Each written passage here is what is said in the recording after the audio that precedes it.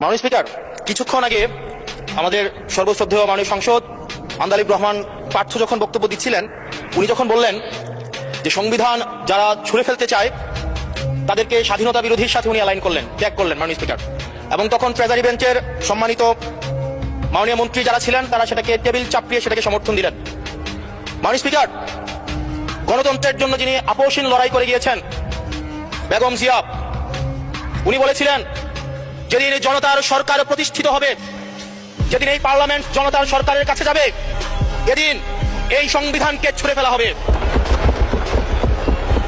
Treasury বেঞ্চের যে মন্ত্রীরা ছিলেন তারা দীর্ঘদিন, তাদের সারা জীবন তারা বেগম জিয়ার সাথে রাজনীতি করেছেন।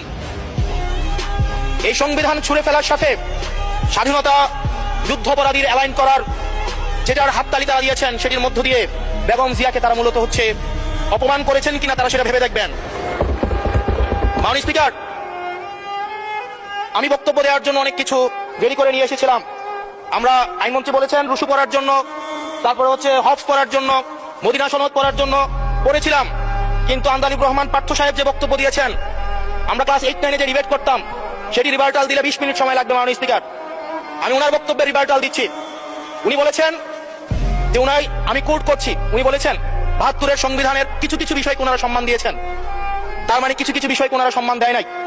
তার মানে এই অভ্যুত্থানের পরে এই সংবিধানের কিছু অংশ ওনারা মেনেছেন, কিছু অংশ ওনারা মানেন নাই। ওনারা কেবল ওই অংশটাই মেনেছেন যে অংশটা ওনাদের পক্ষে গিয়েছে, যে অংশটা ওনাদের বিপক্ষে গিয়েছে এই অংশটা ওনারা মানেন নাই। মাননীয় স্পিকার, এই ধরনের প্রকৃতি সম্পন্ন যারা আছে বাংলাদেশের পার্লামেন্ট, যারা দেখছেন তারা সিদ্ধান্ত নেবেন। যারা কখনো কখনো কনফর্মিস্ট, যারা কখনো কখনো রিফর্মিস্ট, তারা মূলত অপরচুনিস্ট। এখন আমি সংবিধানের কিছু কিছু ধারা মানবো, কিছু কিছু ধারা মানবো না। আমি কখনো কখনো সাংবিধানিক, কখনো কখনো আমি অসাংবিধানিক। মাননীয় স্পিকার, যখন ডক্ট্রিন অফ নেসেসিটির প্রশ্ন আসে, মাননীয় স্পিকার, এই এক্সিস্টিং সংবিধান অনুযায়ী যখন 7A এবং 7B বলবৎ থাকে, সেই জায়গা থেকে আইনত করা মাননীয় স্বরাষ্ট্রমন্ত্রী উনি থাকতে ভালো হতো।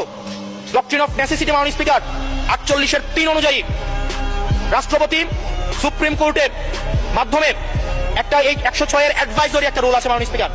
এই অ্যাডভাইজরি রুলের মাধ্যমে সংবিধানের ফান্ডামেন্টাল কোনো বিষয় কম্প্রোমাইজ করা যায় না।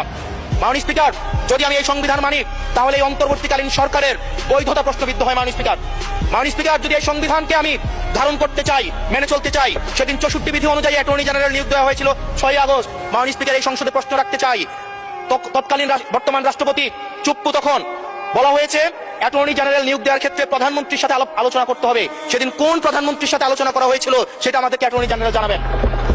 আমাদেরকে অ্যাটর্নি জেনারেল জানাবেন। যেই হিয়ারিংটা হয়েছিল, এই হিয়ারিং এ